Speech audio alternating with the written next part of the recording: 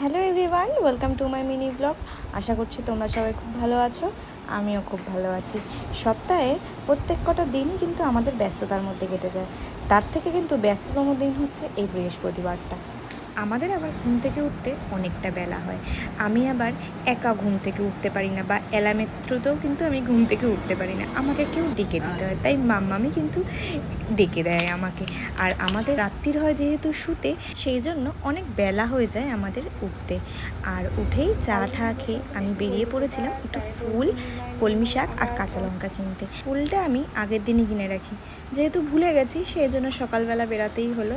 আর সকালে বেরানো মানে একটা শাস্তি, যা গরম পড়েছে বাবা, সকাল 10টার সময় এই গরম, আর বাদ বাকি দিন তো পড়েই রয়েছে। তারপরে বাজার থেকে এসে স্নান সেরে আগে আমি পুজোটা দিয়ে নিয়েছি। পুজোটা আগে দিয়ে নিলে না সত্যি অনেক কাজ কমে যায় মনে হয়। তারপরে এসেই চিকেনটা বসিয়ে দিয়েছিলাম, আর চিকেনের পাতলা ঝোলটা কিন্তু দারুণ হয় খেতে। আর তার সাথে করেছিলাম শাক ভাজা, কলমি শাক ভাজা, আর চারাপোনা মাছও করেছিলাম, কিন্তু আর নিইনি, মাংস দিয়েই আমরা সবাই খেয়েছিলাম। মাংসটা দুর্দান্ত হয়েছিল, আর সাথে যেটা রায়তা বলে আর কি, সেটা করেছিলাম। আর এই টক দইটা কিন্তু ঘরে পাতা টক দই, খুব পরিমাণের টক হয়। তারপরে দুজনে মিলে একটু রেস্ট করে নিলাম, একটু খুনসুটি করে নিলাম। আর এই দুপুরের শোয়াটা যদি আমার না হয় না, সত্যি আমার পুরোটা সন্ধে খুব বাজেভাবে কাটে, এত পরিমাণের মাথাটা ধরে না।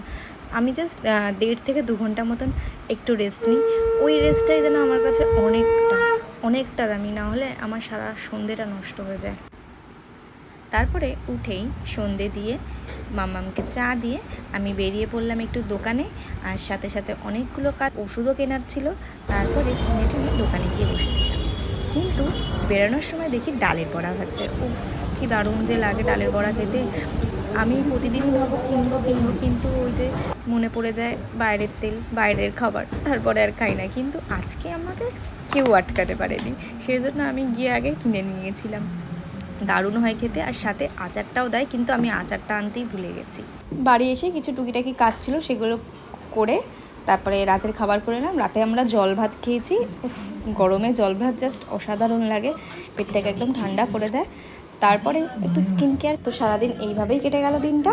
ভিডিওটা তোমাদের কেমন লাগলো অবশ্যই কমেন্টে জানিও, ভালো লাগলে একটা লাইক করে দিও। সবাই ভালো থেকো, সুস্থ থেকো, আর সবাইকে ভালো রেখো। আজকের মতন আসি, তোমাদের সাথে আবার নেক্সট ভিডিওতে দেখা হচ্ছে আর কথা হচ্ছে। আজকের মতন টাটা।